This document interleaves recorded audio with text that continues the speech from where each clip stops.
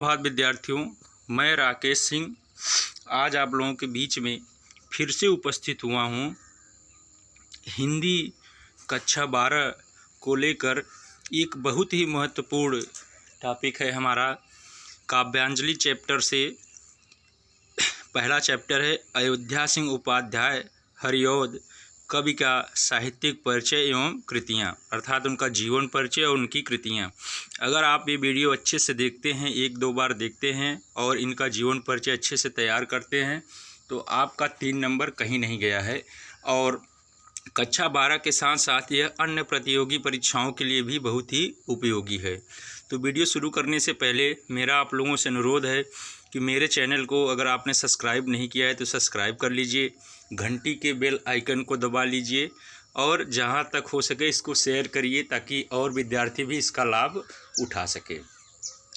तो चलिए शुरू करते हैं हमारा बहुत ही महत्वपूर्ण टॉपिक काव्यांजलि चैप्टर 1 से अयोध्या सिंह उपाध्याय हरिऔध इनका उपनाम है।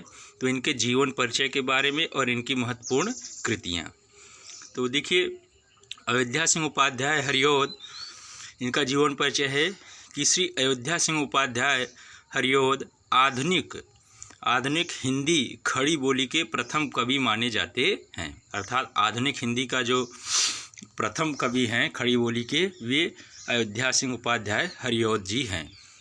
हरिऔध जी का जन्म संवत 1922 और सन 1865 ईस्वी में हुआ है। संवत 1922 और सन 1865 ईस्वी में ग्राम निजाबाबाद जिला आजमगढ़ के एक सनाढ़ ब्राह्मण परिवार में, अर्थात अच्छे परिवार में हुआ था। तो इनका जन्म संवत 1922 ईस्वी और सन 1865 ईस्वी में ग्राम निजाबाबाद में जिला आजमगढ़ के एक अच्छे ब्राह्मण परिवार में हुआ था। इनके पिता का नाम पंडित भोला सिंह और माता का नाम रुक्मणी देवी था। तो आपको सबसे पहले ये याद करना होगा कि इनका जन्म 1865 ईस्वी में ग्राम निजाबाबाद जिला आजमगढ़ में एक ब्राह्मण परिवार में हुआ था और इनके पिता का नाम पंडित भोला सिंह और माता का नाम रुक्मणी देवी था। मिडिल अर्थात कक्षा 8 पास करने के पश्चात इन्होंने घर पर ही अंग्रेजी उर्दू का अध्ययन किया। इसलिए सर्वप्रथम इन्होंने निजाबाबाद के तहसीली स्कूल में लगभग 3 वर्ष तक अध्यापन कार्य भी किया। तदुपरांत ये कानूगो हो गए और उत्तरोत्तर उन्नत कर सदर कानूगो के पद पर पहुंच गए, अर्थात कानूगो के पर पहुंच गए। संवत 1966 ईस्वी विक्रम सन 1909 ईस्वी में सरकारी नौकरी से अवकाश प्राप्त कर लिया, अर्थात सरकारी नौकरी इन्होंने छोड़ दी और काशी हिंदू विश्वविद्यालय में अवैतनिक अध्यापक हो गए। अवैतनिक मतलब कि बिना वेतन लिए, बिना पैसा लिए ये काशी हिंदू विश्वविद्यालय में अध्यापक हो गए और सन 1941 ईस्वी तक इसी पद पर रहे। इसके पश्चात अवकाश ग्रहण कर आजमगढ़ को अपना निवास स्थान बनाया और वहीं रहकर साहित्य सेवा में अपना जीवन लगा दिया। यही संवत 2002 सन 1945 ईस्वी में इनका स्वर्गवास हो गया। तो एक बार रिकॉल करते हैं कि अयोध्या सिंह उपाध्याय जी का जीवन परिचय कि ये आधुनिक हिंदी खड़ी बोली के प्रथम महाकवि हैं। खड़ी बोली के हिंदी के प्रथम महाकवि है। हरिऔध जी का जन्म 1922 अर्थात 1865 ईस्वी में निजाबाबाद जिला आजमगढ़ के एक ब्राह्मण परिवार में हुआ था और इनके पिता का नाम पंडित भोला सिंह और माता का नाम रुक्मणी देवी है।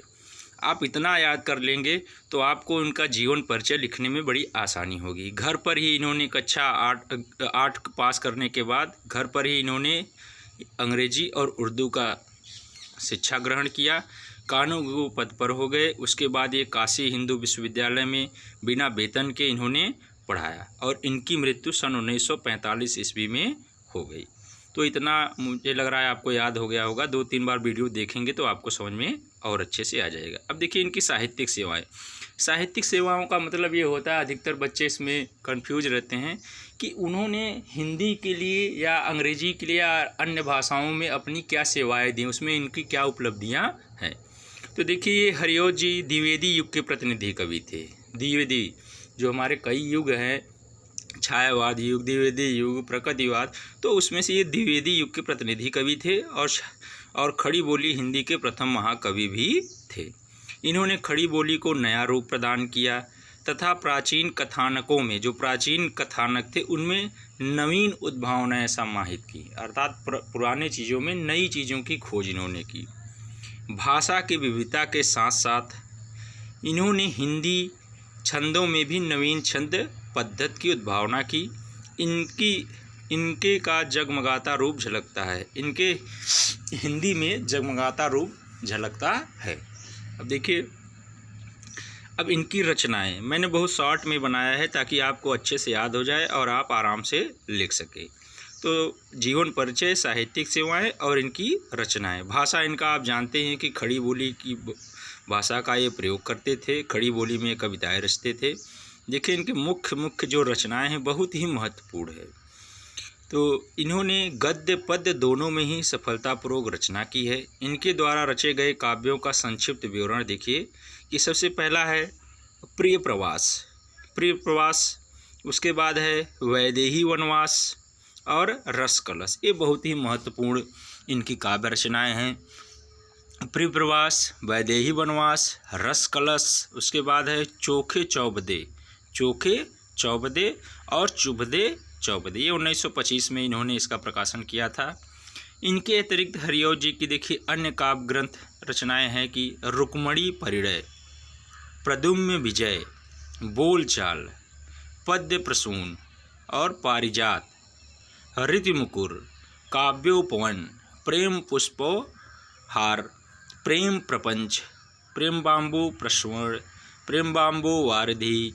इनके प्रमुख उपन्यास देखिए ठेठ हिंदी का ठाठ, अधकिला फूल, प्रेम कांता। एक बार फिर देखते हैं इनकी रचनाएं, क्योंकि रचनाएं बहुत ही महत्वपूर्ण होती हैं किसी भी कवि की।